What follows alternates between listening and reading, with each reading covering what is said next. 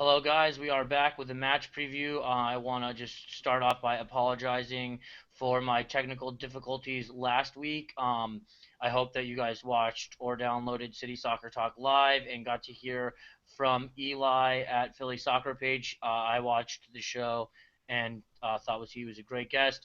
This week we have Steven from Prost America, and on Twitter it's at Prost Soccer. Say hello, Steven. How's it going, guys? Thanks for having me today. Of course, and Ron as usual. Hey guys. All right, so we got a typical cast and Ron and a guest. So with that said, Seattle has been really bad. They lost yesterday 3-1. They are four losses and a draw in their last five. I think that leaves them in sixth place in the West, so maybe just on the cusp of the playoffs. But they're pretty banged up, and Steven will talk about that in a little bit. And I think their form has been a little bit worse too than what I just mentioned, and that's why we have Steven here to share all the good information with you.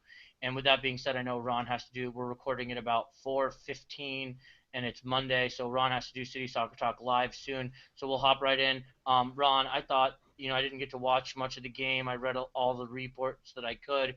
From the sounds of it, our game versus Philly, we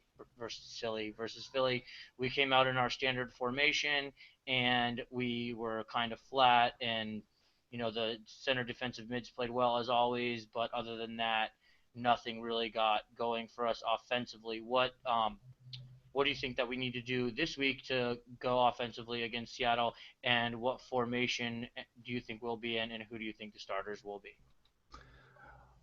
Well, like you said, Orlando City went back to the 4-2-3-1 this week. It's Adrian Heath's preferred formation, and it has struggled all year to create anything in the final third. They lack creativity, they lack ideas, and once again it showed. Now this formation is a lot better defensively and in possession, but unfortunately that possession hasn't translated to the scoreboard very often.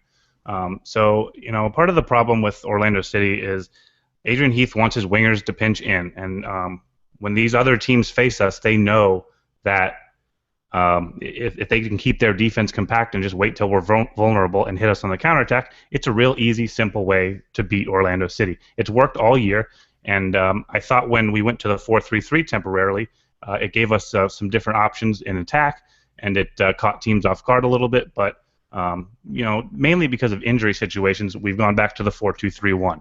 And I assume the 4-2-3-1 will stay in Seattle this week. But the best way for Orlando City to get better is to get healthier. It's probably the same thing Seattle's dealing with right now, too. But, I hate to make the injury excuse, but when you don't have Carlos Rivas and you don't have Breck Shea, and you have to start guys like Luis Neal and Eric Avila, you're just not going to score many goals. It's as simple as that.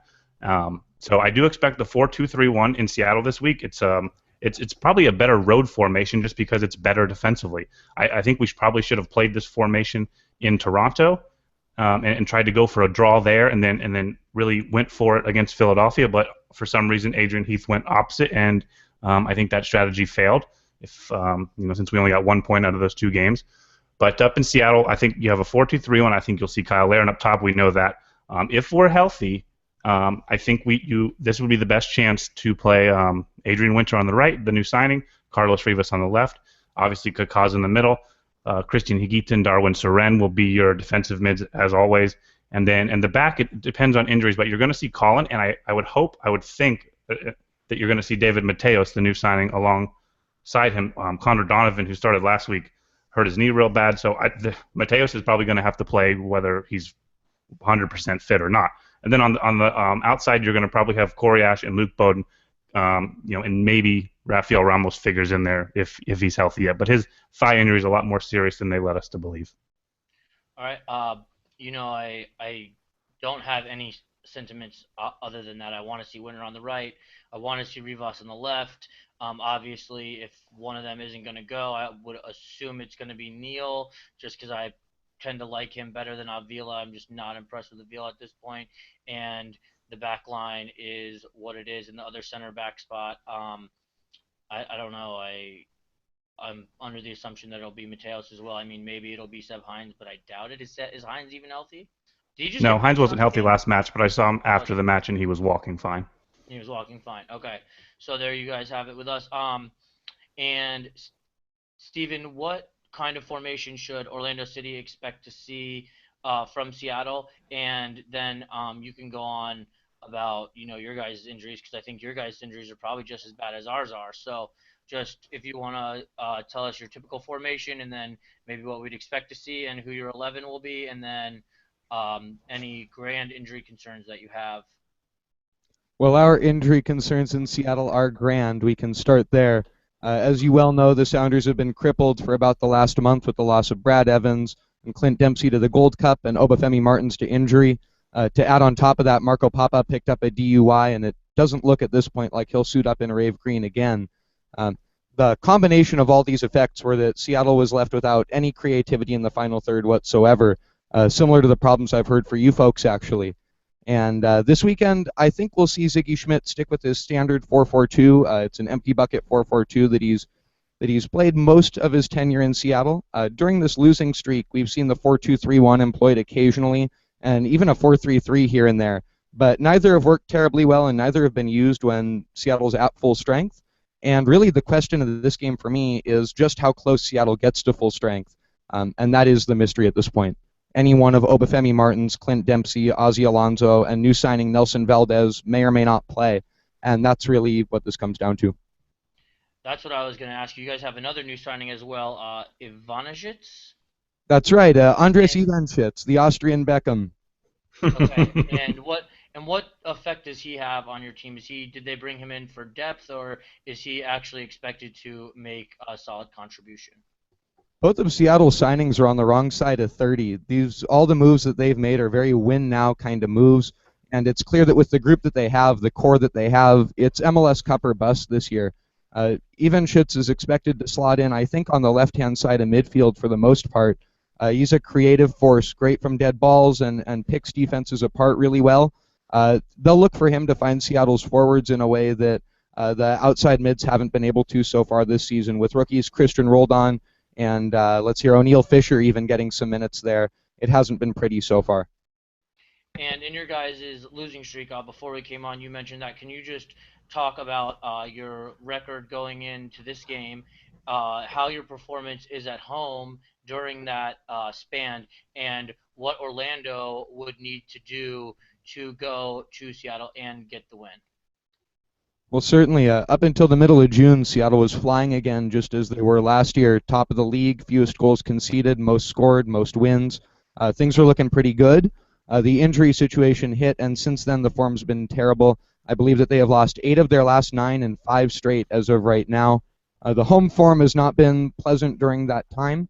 If I remember correctly, things started with a disappointing 2-0 home loss to San Jose, highlighted by Matias Perez Garcia's fantastic second half goal, you may remember. And beyond that, there were other disappointing home losses to Colorado and then a thumping to Vancouver this previous weekend.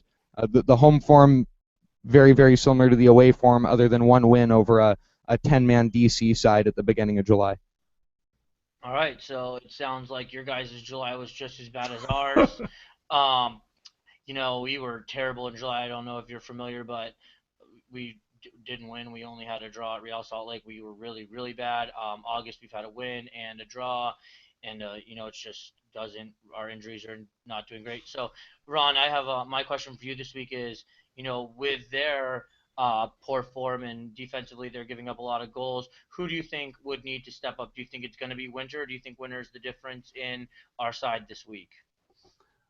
Well, this is going to sound like the easy way out, but Kaká needs to step up. Unfortunately, I don't know if he'll be 100%. You could clearly tell in the last match that he wasn't. They held him out of Toronto on Wednesday to try to get him healthy for Philadelphia, and he just wasn't the same player. And, if Kaká's off the field, obviously Orlando City is a shell in themselves and not a threat to anybody, really. But being 33 years old, when he's not quite 100%, it really, really shows. And obviously everything goes through him. I don't know if he's necessarily the most important player on the pitch when we're playing well. Usually that's our holding midfielders, and Seren and Higuita.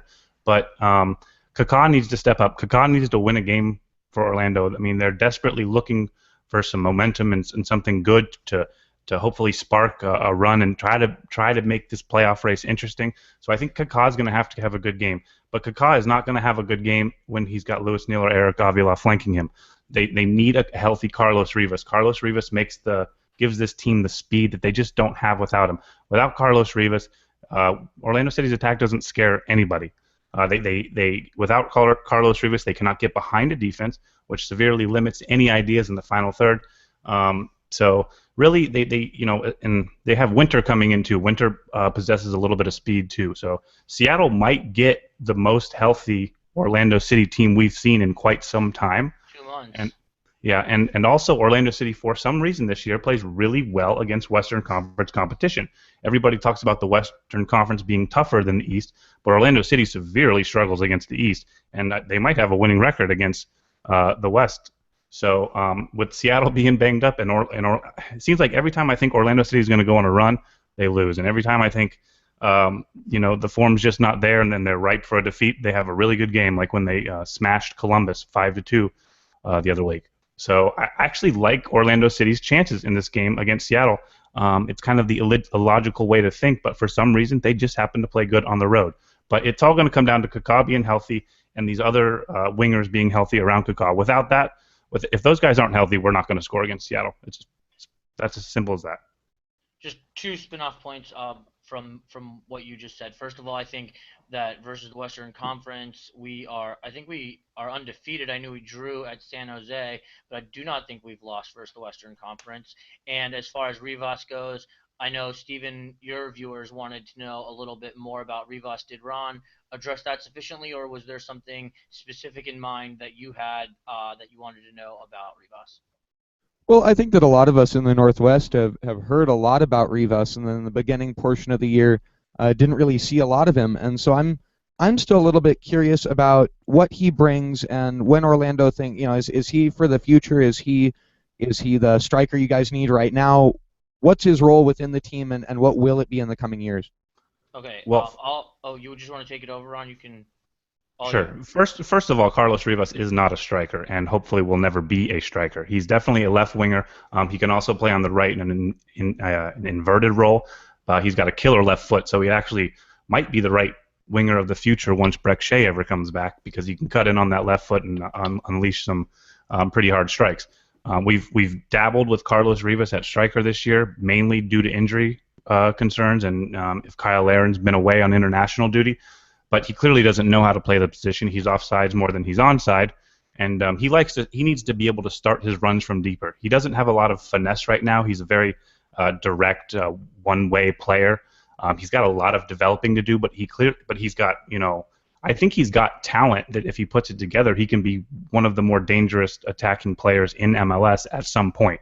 We're not nearly close to being there yet, but a healthy, informed, confident Carlos Rivas makes Orlando City one of the better teams in the league when we've seen it, but we just haven't seen it very much. And he's coming off a groin injury now, so I don't know that we'll see that in Seattle either. But he's obviously a designated player. I don't know if he will be next year. They might try to change that. But yeah, Carlos Rivas is the key to making Orlando City work better. When him and Kaká have kind of a good chemistry going when both are healthy. And the attack always shows predictable results when they're healthy. So Rivas is definitely a winger. He might be a right winger next year, but yeah, that's the deal on Carlos Rivas.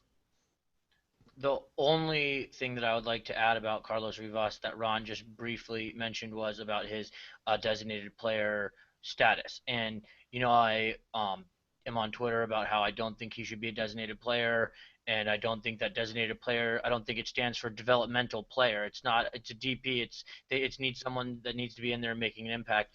And he does make an impact when he's in, but not maybe to the level that some of the other designated players in the league make. And although he does really, really help our attack, I don't think that he deserves a designated player role. So just to, I guess, maybe make some clarity on your question about what we see him in the future. I think might be a little undetermined by the team. I think they definitely want to keep him long term, but I really hope that they, pay him down and that we can actually bring in really, a really someone who's actually should be a designated player.